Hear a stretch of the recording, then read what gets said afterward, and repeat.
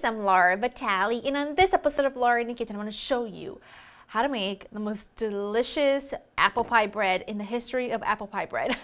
I'm shocked that I haven't shared this recipe with you before because we love it and it is so easy. You probably have all the ingredients on hand, but it just makes for like the perfect fall apple cake, whatever you want to call it. It's to die for. Let me run you through the list of ingredients.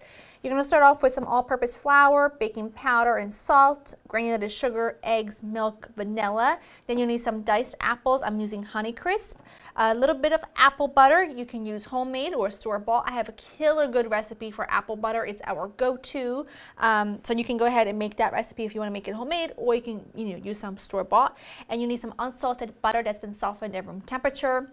And you're also going to need a couple more ingredients for the topping. All right, so I've got my 9 by 5 inch baking pan ready to go. It's greased and lined with some parchment paper. If it would stay up, that'd be fantastic, but it's okay, we'll get to that.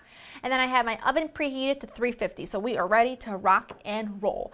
In a large bowl with I'm going to use my handheld electric whisk. I'm going to add my butter and sugar, and I'm going to just take my time and make sure that everything is really well mixed. I'm going to let it go for a good minute or so. I don't want any lumps of butter. I don't want any big lumps of sugar. I just want it to be as thoroughly mixed as I can get it. That is perfect. I'm just going to take my spatula, and you always just kind of want to pull it in from the side, just make sure everything is well incorporated. And now you're going to add your eggs and a good splash of vanilla extract. You know this is my homemade, so it's got a lot of vanilla beans. They settle to the bottom, so you always want to make sure you give it a good shake. And there we go. You can see all the vanilla beans. If you come close, you can see all the vanilla beans in my vanilla extract. I do have a recipe on how to make homemade vanilla extract that I will on my website, and I completely encourage you to start making it now if you want to give it as a gift for Christmas, because it needs a while to steep. Just my 2 cents. Mix this for another minute or so, and then we'll continue with the rest of the ingredients. That is perfect. Just clean the sides, and now at this point I kind of just add the dry ingredients and the milk at the same time, because it's all going to mix together. And you don't want to mix this part too long. You just want to mix everything together just until it gets all nicely combined, and then you're going to set this aside. That is perfect. That is exactly what I am looking for. Okay, so before we go any further, I just want to make sure that we have all of our components ready. So we've got the base. Because I'm all about that base. Anyway, apples and apple butter. This is going to be your filling. Just a little bit at a time, because apple butter is quite thick. Now, apple butter has got a lot of great spices in it. Obviously, it has apple, so I don't need to add any additional sugar here, any additional cinnamon or anything, because it's quite potent. You know what I mean? And I'm also going to add cinnamon to the top of this, so I don't want to add too much and then you lose the apple flavor completely. Now, apple butter, a little goes a long, long way. So that is absolute perfection. Filling done. Now let's move on to the topping, because you know I need a crunchy like streusel topping for this. It's everything. So what I have in here is soft brown sugar, cinnamon, flour, and cold butter. I'm going to take my pastry cutter here, and I'm going to just mix all of this together while kind of cutting in the butter, because I want the butter to be in little teeny tiny pieces so that it's distributed throughout the sugar and flour.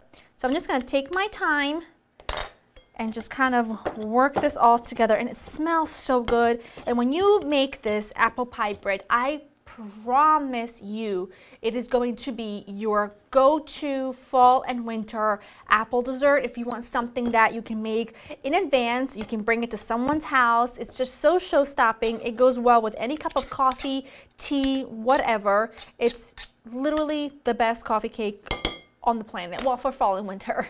I do like my strawberry one for spring. That's like my new favorite one for spring and summer. This actually looks really good. I'm not going to take it any further because we don't need to.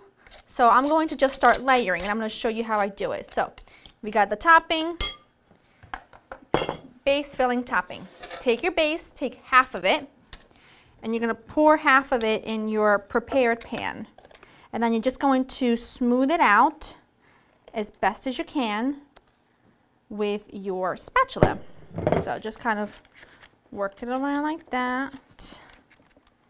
Okay, now you take half of your apple filling, right? And you want to make sure that you scatter this really evenly, and then you want to just push the apples kind of into your batter. Put a little bit more over here.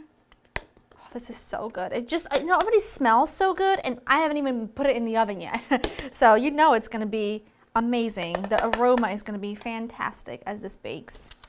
And then you just take the remaining batter, and you want to make sure the entire top is covered.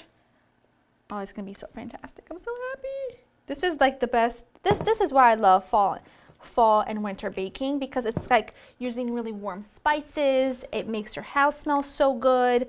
It's like everything you could want for the fall season. It's really cozy.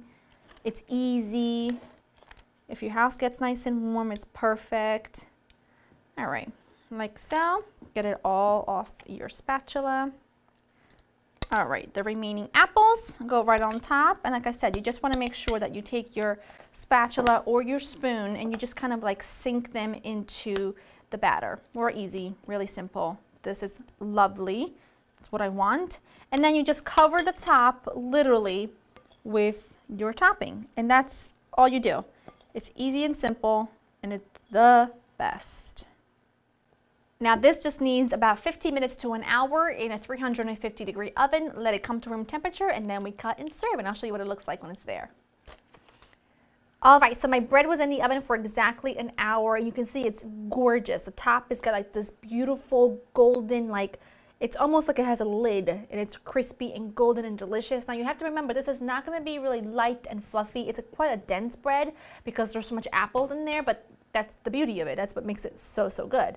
I'm going to cut myself a piece, a generous piece, obviously, because I think one should always, if I can just, oh, that's perfect. That is absolute perfection. You can see it's quite dense. The apples are just perfectly cooked all the way through. Look, I'll show you. I'll show you a really perfect bite. It's a lot, but I can handle it. Look at that. Don't mind if I do.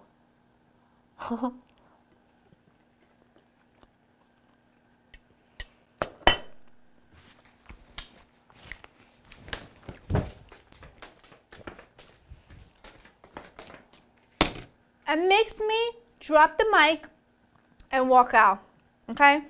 That's how good this is. I promise you it'll be the best apple pie bread in the history of the world. It's easy, it's simple, it is so dang good. You are gonna make it every weekend from now until June. Promise, guarantee. LauraInthekitchen.com has you waiting. I'm an embarrassment to myself. I'll see you guys next time. Bye.